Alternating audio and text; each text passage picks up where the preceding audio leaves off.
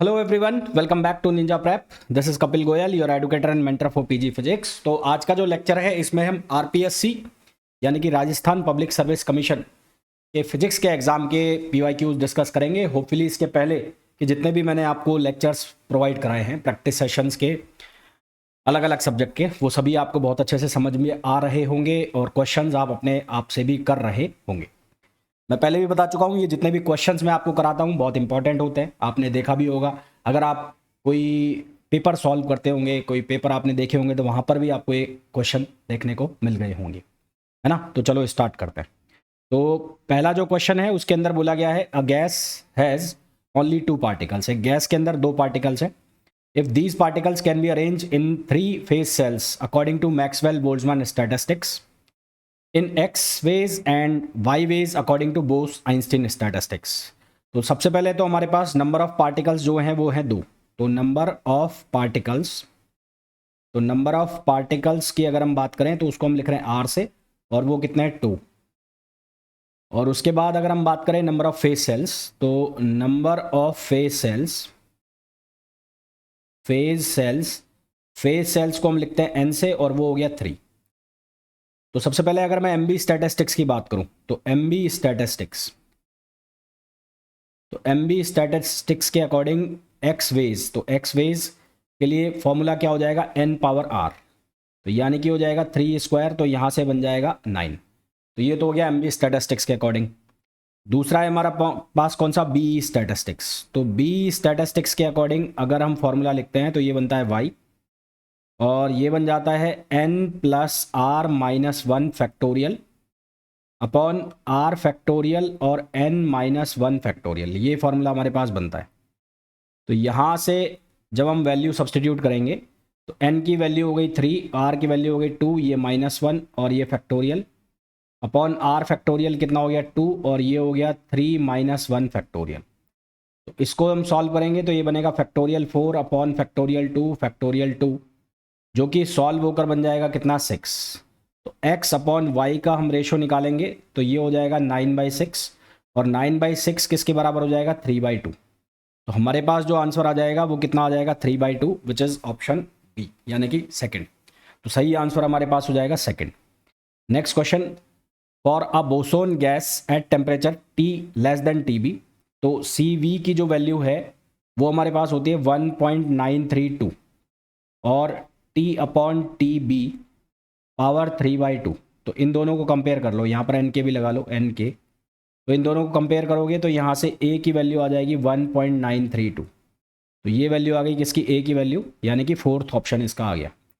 Next question, condition for a fermion gas to be strongly degenerate. तो strongly degenerate होगी ये कब, जब T less than T F होगा, और परफेक्टली डीजनरेट हो जाएगी, perfectly degenerate at T equals to zero. जब टेम्परेचर जीरो हो जाएगा तभी परफेक्टली डीजनरेट हो जाएगी, और स्ट्रांगली डीजनरेट होगी जब T less than T F होगा, जहाँ टी एफ होता है फर्मी टेम्परेचर। नेक्स्ट क्वेश्चन, इन बोसोन आइंस्टीन स्टैटिस्टिक्स, देखो जब टी इक्वल्स टू जीरो होता है, जब टी की वैल्यू जीरो होती है, एब्सोल्यूट टेम्परेचर होता है, तो उस पर जो केमिकल पोटेंशियल है वो होता है जीरो। और जब टी की वैल्यू इंक्रीज करती है तो म्यू की वैल्यू जो है वो डिक्रीज करती है और नेगेटिव हो जाती है। तो यहाँ पर है ऑलवेज पॉजिटिव, ये तो गलत हो गया, पॉजिटिव और नेगेटिव, पॉजिटिव होगा ही नहीं। जीरो, ये टी बराबर जीरो पे हो गया, इसके अलावा इसकी वैल्यू क्या रहेगी, नेगेटिव रहेगी। तो आंसर आप कौन सा पिक करोगे, थर्ड पिक करोगे। नेक्स्ट क्वेश्चन है, consider 100 molecules and 10 cells of equal energy log omega for least probable. तो फॉर लीस्ट प्रोबेबल डिस्ट्रीब्यूशन क्या होता है, फॉर लीस्ट प्रोबेबल डिस्ट्रीब्यूशन सारे के सारे पार्टिकल्स एक ही सेल में चले जाएंगे। All particles goes into one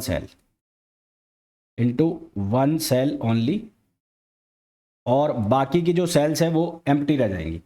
यानी कि अगर कोई सेल है N1 तो सारे के सारे उसमें चले गए, और जितनी भी सेल्स है बाकी N2 N3 N4 ये सारी के अंदर क्या रह जाएगा, जीरो हो जाएगा, यानी कि खाली हो जाएंगी। N3 N4 ये सारी की सेल्स क्या हो जाएंगी, खाली हो जाएंगी।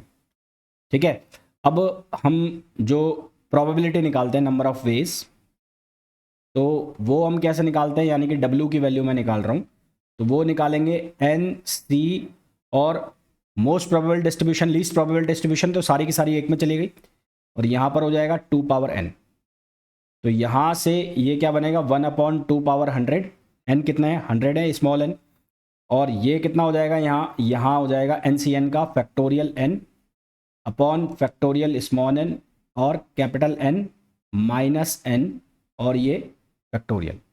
तो ये कितना बनेगा 1/2 पावर 100 और ये बनेगा 100 फैक्टोरियल अपॉन 100 फैक्टोरियल और ये हो जाएगा 0 फैक्टोरियल। तो यहाँ से वैल्यू बन जाएगी 1/2 पावर 100। तो ये हमारे पास W की वैल्यू आ गई है ना। अब इसका हम लॉग ले लेंगे, लॉग, तो लॉग ओमेगा यानी कि लॉग W, तो ये किसके बराबर हो जाएगा, ये हो जाएगा लॉग 1/2 पावर 100। तो ये बनेगा log 1 और माइनस 100 log 2। तो ये नेगेटिव में आंसर आएगा, तो इसको हम यहाँ क्या लिखेंगे 0। तो हमारे पास जो आंसर आ जाएगा वो क्या आ जाएगा 0 आ जाएगा। नेक्स्ट क्वेश्चन पे आ जाओ। The density of quantum states in the energy range between E and E plus del E।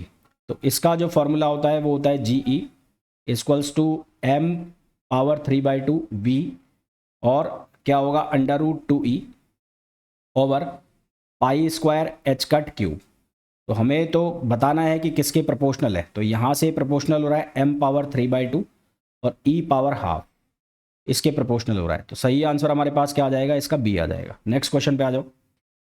The fraction of the time spent a system in a macro state is proportional to nth power of thermodynamic probability. तो nth power जो होती है वो कितनी होती है, वो होती है 1, क्योंकि जो फ्रैक्शन ऑफ टाइम है, फ्रैक्शन ऑफ टाइम है वो प्रोपोर्शनल होता है किसके, थर्मोडायनेमिक प्रोबेबिलिटी के, थर्मोडायनेमिक प्रोबेबिलिटी के, पावर के नहीं होता, पावर नहीं होती इसमें, पावर इसकी 1 होती है। तो हमारे पास जो आंसर आ जाएगा वो आ जाएगा 1, यानी कि option A. Next question, the energy density of black body radiation. तो ब्लैक बॉडी रेडिएशन के अंदर एनर्जी डेंसिटी जो है, एनर्जी डेंसिटी वो प्रोपोर्शनल होती है टेम्परेचर पावर 4 के। तो यहाँ पर टेम्परेचर की पावर क्या यूज़ करनी है, 4 यूज़ करना है, तो 4 लग जाएगा। तो आंसर n का कितना आ जाएगा, 4 आ जाएगा। नेक्स्ट क्वेश्चन पे आ जाओ। A system consist of 3 identical particles localised in space. Each particle has 2 state of energy 0 and epsilon E। When this system is in thermal equilibrium with a heat bath at temperature T, partition function. तो अलग अलग particle के लिए अलग अलग लिखना पड़ेगा। तो for first particle, for first particle तो जो पार्टीशन फंक्शन होता है वो होता है एल्जेब्रिक समेशन E⁻−βE, ये लिखते हैं हम। तो एल्जेब्रिक समेशन करना है, तो यहाँ पर 2 है, तो क्या लिखेंगे Z1, पहले के लिए लिख रहा हूँ, तो ये लिखा जाएगा E⁻−0β, क्योंकि एक 0 है, और दूसरा क्या लिखा जाएगा E⁻−βE। तो ये 0 आ गया, तो ये बन जाएगा 1 + E⁻−βE, ये बन जाएगा। तो सेकेंड पार्टिकल की भी सेम होगी, तो सेकेंड पार्टिकल की भी सेम होगी यही वैल्यू, और थर्ड पार्टिकल की भी सेम होगी। तो ओवरऑल जो पार्टीशन फंक्शन निकलेगा, पार्टीशन फंक्शन वो क्या निकलेगा, वो आएगा Z equals to Z1, Z2 और Z3, यानी कि Z जो होगा वो क्या होगा 1 + E⁻−βE का होल क्यूब। अब यहाँ पर आपको A + B के होल क्यूब का फॉर्मूला लगाना है, तो वो क्या लगेगा A³ + B³ + 3A² B + 3AB², ये फॉर्मूला लगाना है। तो ये बनेगा A1 + E⁻−3βE + 3E⁻−βE + 3E⁻−2βE। तो फॉर्मूला चेक करो, तो इसके हिसाब से सही आंसर जो आएगा वो थर्ड आएगा। तो करेक्ट आंसर जो आएगा इसका वो क्या आ जाएगा, थर्ड। नेक्स्ट क्वेश्चन पे आ जाओ। The energy of some macro system is increased by 10⁻³ electron volt at room temperature 300 kelvin. The percentage increase in accessible state. तो सबसे पहले तो ΔS इक्वल्स टू ΔE/T। तो एनर्जी कितनी है 10⁻³ इलेक्ट्रॉन वोल्ट और टेम्परेचर है 300, ठीक है। तो यहाँ से हम इसको सॉल्व करेंगे, तो ये वैल्यू बनेगी 1/3 × 10⁻⁻5 इलेक्ट्रॉन वोल्ट पर केल्विन, ये ΔS की वैल्यू आ गई। अब S इक्वल्स टू होता है k b l n omega, omega का मतलब है एसेसिबल माइक्रोस्टेट्स। तो डेल्टा एस अगर निकालना है तो डेल्टा एस क्या हो जाएगा, वो हो जाएगा k b l n omega 2 minus k b l n omega 1, जिसको आप ऐसा लिख सकते हो k b l n omega 2 upon omega 1, ऐसा हम लिख सकते हैं। तो ओमेगा 2 अपॉन ओमेगा 1 को हम क्या लिखेंगे, यहाँ पर एंटी लॉग ले लेंगे इसका, तो ये बन जाएगा ई पावर डेल्टा एस अपॉन के बी। ठीक है, डेल्टा एस की वैल्यू यहाँ से सब्सटीट्यूट करो, तो डेल्टा एस की वैल्यू सब्सटीट्यूट करेंगे तो ई पावर 1/3 10 पावर -5, और ये जो के लिखा हुआ है के, इसको भी हम इलेक्ट्रॉन वोल्ट में कन्वर्ट करेंगे। तो इलेक्ट्रॉन वोल्ट में कन्वर्ट करेंगे तो ये बनेगा 8.617 इंटू 10 पावर -5। तो यहाँ से जब हम इसको सॉल्व करेंगे तो ये वैल्यू आएगी हमारे पास, ये गिवन है यहाँ पर 1.039, ये वैल्यू आ जाएगी।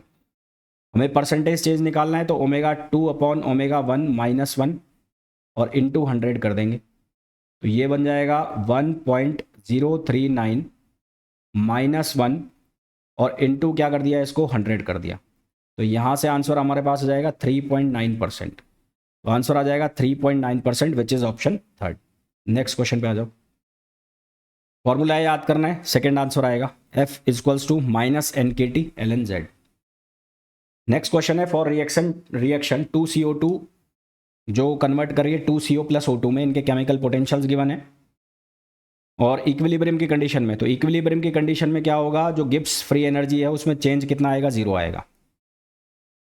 ठीक है, तो इसके लिए यहाँ पर 2 लिखा हुआ है, तो इसको हम कैसे लिखेंगे, 2μ1 इक्वल्स टू ये कितना हो जाएगा, ये हो जाएगा 2μ2 और प्लस ये क्या हो जाएगा μ3।